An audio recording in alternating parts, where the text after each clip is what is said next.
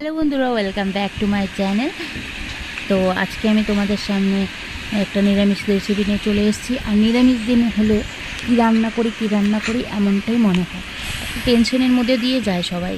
তো চলো, এখন আমি এখানে আজকে বানাবো ঝিঙে আলু কাঁকরোল পোস্ত একসাথে। তো আমি একটু আগে পোস্তটাকে একটু শুকনো খোলায় ভেজে নিলাম, কারণ পোস্তটা এভাবে ভেজে নিলে না বাটার পরে দারুণ একটা সেন্ট হয়, সেটা কিন্তু খুব ভালো লাগে। আর এদিকে দেখো, সব সবজিগুলো কেটে ধুয়ে নিয়েছি। এখানে আলু, কাঁকরোল, কাঁচা লঙ্কা, টমেটো সব কেটে নিয়েছি। আর আমি এখন পোস্তটা যে বাটলাম তার মধ্যে একটু কাজু কিশমিশ দিয়ে দিয়েছি। আর এখন কড়াই বসিয়ে দিয়েছি, কড়াইতে দিয়ে দিলাম তেল। সর্ষের তেল দিয়ে বানালে কিন্তু এটা পোস্তটা বেশি ভালো লাগে। আর প্রতিটা রান্নায় সর্ষের তেলেই ভালো লাগে, বিশেষ করে মাস্টার্ড অয়েল কাটছি ঘনি। তো চলো, আমি কোনো ব্র্যান্ড প্রমোশন করছি না, জাস্ট বললাম একটু মজা করে। আর এদিকে আমি তেলের উপর কালো জিরে ফোড়ন দিয়ে আলু আর কাঁকরোলটাকে আগে ভাজতে দিয়ে দিয়েছি। এখন একটু লবণ দিয়ে দিলাম, এটা একটু লাল লাল করে ভাজা হয়ে যাক, মজে যাক। তারপর আমি ঝিঙেটা অ্যাড করবো এর সাথে। তো চলো বন্ধুরা, দেখতে দেখতে আমার আলু কাঁকরোলগুলো লাল লাল করে ভাজাও কমপ্লিট। আর এরপর আমি এর মধ্যে ঝিঙেটা অ্যাড করে দিব। তো নিরামিষের দিনে কিন্তু এমন একটা রেসিপি বানালে এক থালা ভাত কিন্তু অনায়াসে শেষ হয়ে যায়। যেহেতু বাঙালি আমরা, পোস্ত খেতে কিন্তু দারুণ লাগে। তো চলো, আমি কিভাবে বানাচ্ছি সেটাই তোমাদের সাথে আজকে একটু শেয়ার করলাম।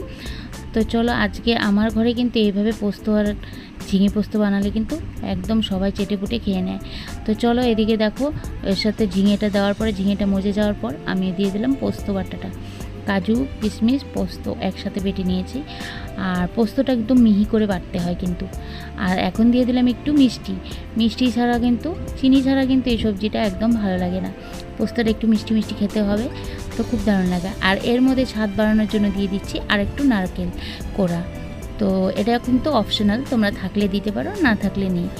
তো চলো, নারকেল কোড়া আজকে ফ্রেশ ছিল দেখে আমি দিলাম। কোনো কোনো সময় কিন্তু আমি নারকেল গুঁড়ো ইউজ করি। তো চলো, আজকে নারকেল গুঁড়োটা ছিল না, আর এই কোরানো নারকেলটা ছিল, তাই দিয়ে দিলাম। এটা কিন্তু দ্বিগুণ স্বাদ বাড়িয়ে দেয়। তারপর দেখো, দেখতে কিন্তু সবজিটা দারুণ হয়েছে, কিন্তু এর মধ্যে আমি হলুদ ইউজ করিনি। তো হলুদটা ইউজ না করার কারণ, পোস্তর মধ্যে না হলুদটা দিলে বেশি একটা ভালো লাগে না আমার।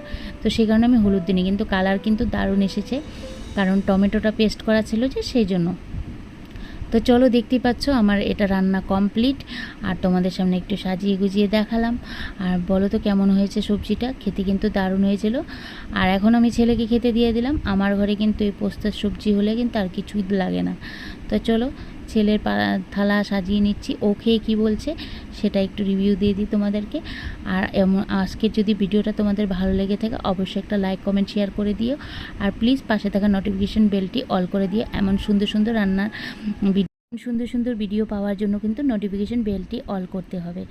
আর আমার এই ভিডিওগুলো, রান্নার ভিডিওগুলো ভালো লেগে থাকলে অবশ্যই একটা লাইক, শেয়ার, কমেন্ট করে দিও।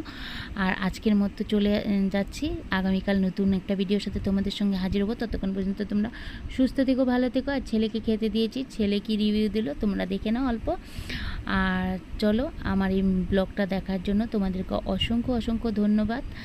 তো চলো, আজকের মতো আমার ভিডিও এ পর্যন্তই। টাটা, বাই বাই, লাভ ইউ।